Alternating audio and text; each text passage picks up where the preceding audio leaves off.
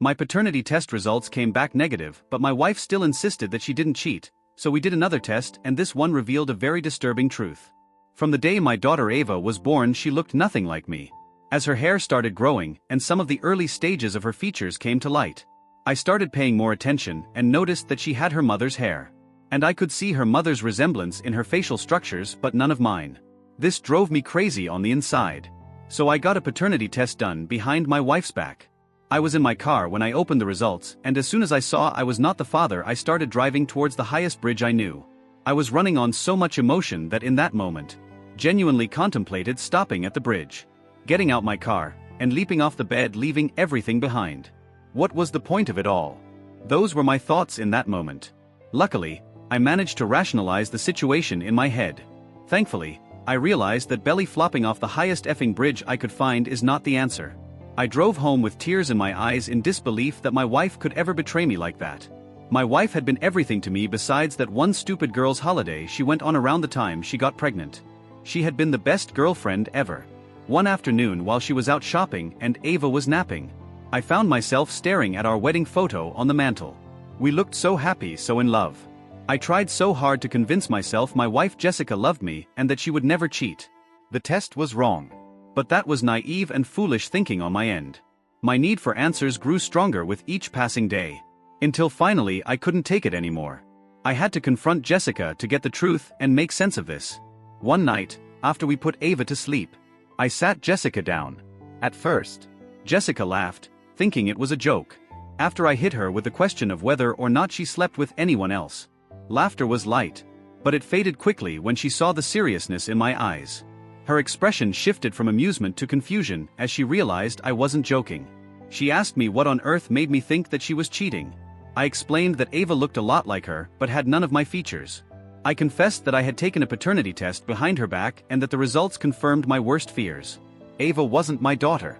Jessica's face twisted with confusion.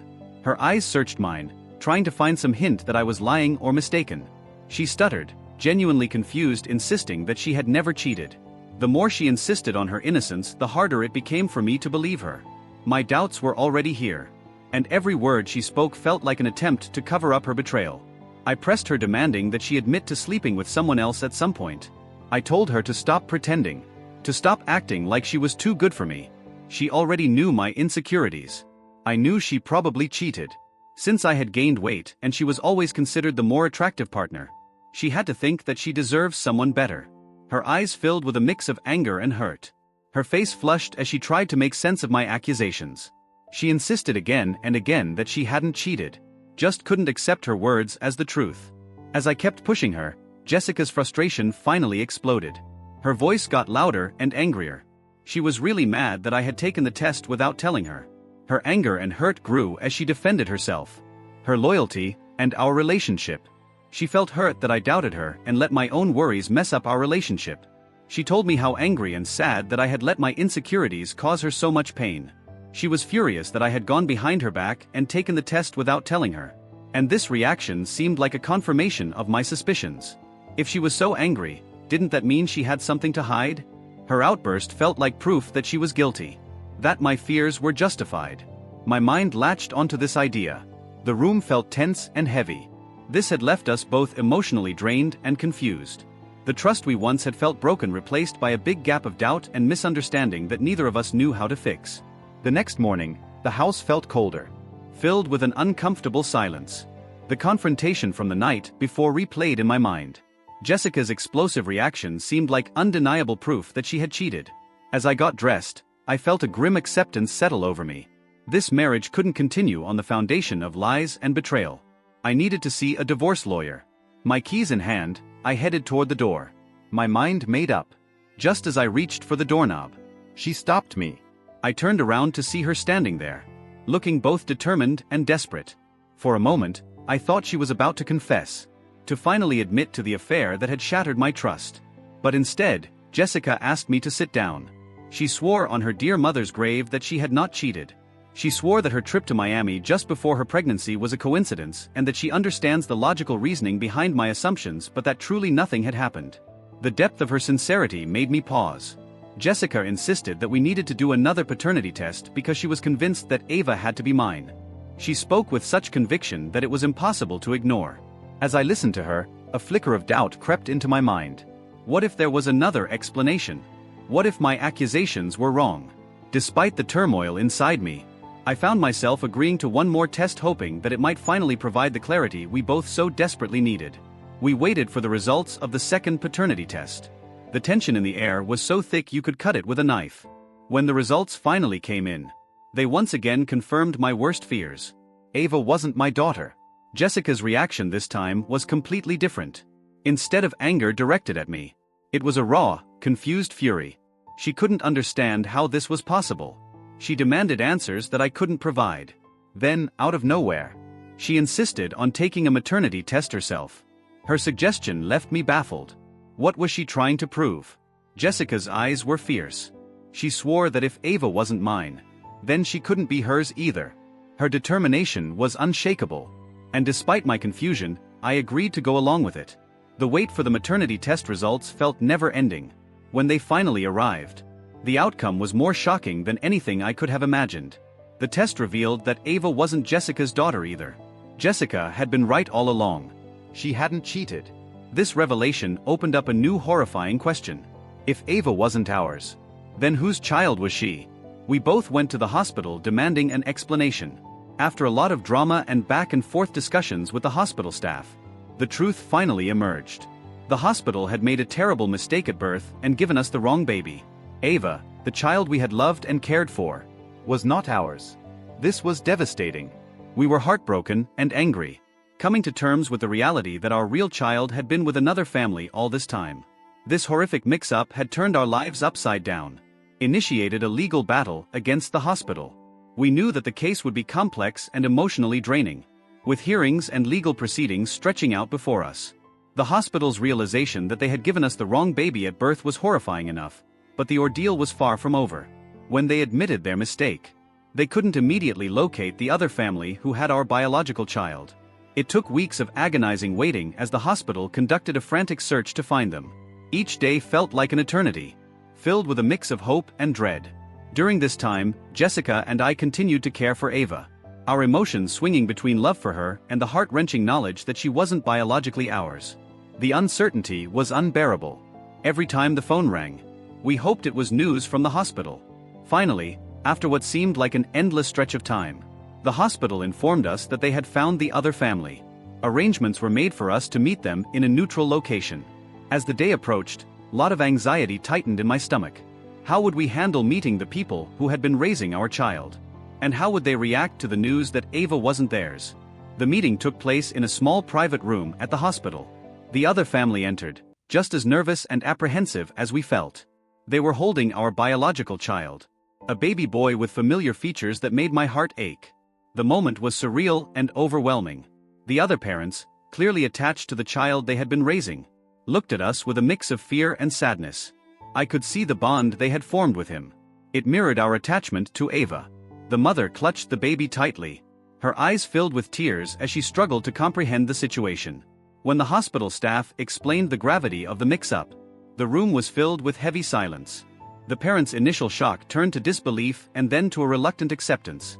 However, the mother's grip on the baby tightened as she looked at us, her expression pleading.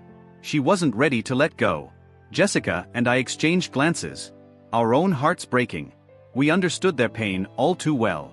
They had loved and cared for our son as their own, just as we had with Ava. The mother's unwillingness was obvious, and I couldn't blame her. The thought of handing Ava over to them filled me with a similar dread. Days turned into weeks as we navigated the painful process of transitioning the babies back to their biological families. We visited each other, trying to ease the emotional turmoil. Attachment we had for the babies we had raised didn't fade easily. Eventually, the time came for the final exchange. The other mother reluctantly handed our son to Jessica. Jessica cradled our boy, her own tears mingling with the bittersweet joy of finally holding our biological child. When it was time for us to hand Ava over, my heart shattered. She had been our world. The thought of letting her go was almost unbearable. But I knew we had to do it. The other parents needed their daughter just as much as we needed our son. Now that we had the right child, we could focus more on the court battle with the hospital. Discovering the hospital's mistake that Ava wasn't our biological daughter threw us into a long, tough legal fight.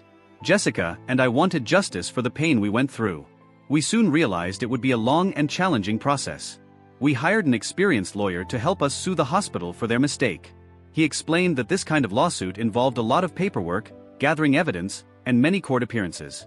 We had to tell our story again and again, each time feeling the pain of our discovery all over. The hospital's legal team was strong and tried to reduce their responsibility. They examined every detail of our case, sometimes questioning our truthfulness. It felt like we were always defending ourselves, proving how much the hospital's mistake had affected our lives. Court hearings were scheduled, then rescheduled, dragging the process out. Every hearing was exhausting, filled with complicated legal language and delays. The hospital's representatives talked about our suffering like it was just a financial issue, not a real heartbreaking experience. Our lawyer collected testimonies from medical experts, hospital staff, and other families who had faced similar mistakes. Each piece of evidence was carefully checked and presented in court. The huge amount of paperwork was overwhelming, but it was necessary for our case. Court sessions were emotionally draining. We listened to lawyers argue about the events that had changed our lives. Nurses and doctors involved in the mix-up gave testimonies, some apologetic, others defensive. The hospital tried to settle out of court multiple times, offering money to avoid a public trial. Each offer reminded us of the price they placed on our suffering. We refused these settlements, determined to see the case through to ensure the hospital was held accountable and made changes to prevent future mistakes. Update: life was finally starting to feel normal again. After a long legal battle, we won a huge settlement from the hospital for their mistake. The court recognized how much pain and suffering we had gone through. With the lawsuit behind us, we decided to focus on our future. The first birthday of our babies approached. We knew we wanted to celebrate it together with the other family. Despite the complicated start, our children's birthday was a significant milestone for both families. We decided to host a joint party at a nearby park, a place where both families could come together and celebrate the joy and growth of the past year. The day of the party was perfect. Clear skies and a gentle breeze. We decorated a large picnic area with colorful balloons, streamers, and a banner that read "Happy First Birthday." A big cake, half decorated for our son and half for Ava, took center stage on the picnic table. It was a beautiful symbol of our shared journey and hope for the future. As friends and family arrived, the atmosphere was filled with laughter and happiness. The kids played together on the playground. Jessica and I watched them, feeling a deep sense of gratitude and relief. The Harrisons were right there with us. Faces also lit up with joy. When it was time to cut the cake, both families gathered around cameras ready to capture the moment. Our son Jake and Ava, each sitting in high chairs curiously at the bright candles flickering on the cake. We sang "Happy Birthday" together. As the babies tasted their first bites of cake, their faces smeared with frosting, everyone cheered and laughed. After the cake, we opened presents. Watching Jake and Ava play with their new toys filled our hearts with a profound sense of peace.